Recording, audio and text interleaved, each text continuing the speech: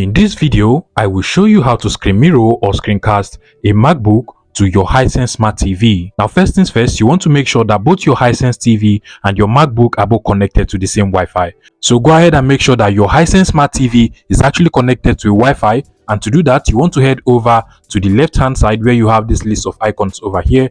So just come over here, then you want to go over to the settings of your TV.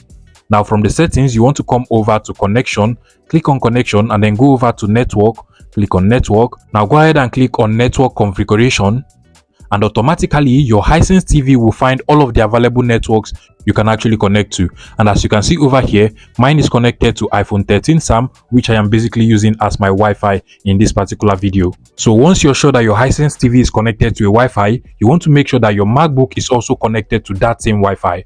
So go over to the network settings of your MacBook over here, click on this network icon over here, and then you want to go ahead and make sure that your MacBook is also connected to that same Wi-Fi. You can literally see my iPhone 13 Sam over here, so I'll just go ahead and select it just like so. And now my MacBook is now connected to the same Wi-Fi as my Hisense Smart TV. Now the final thing you want to do is to go back to the settings of your Hisense Smart TV, come back to where you have connection settings, and then you just want to come over to the Apple AirPlay and Home Kits over here. Now this will enable us to be able to screen mirror and screencast our MacBook to the Hisense Smart TV. So go ahead and click on it just like so to open up Apple AirPlay. And now you want to make sure that Apple AirPlay at the top over here is turned on.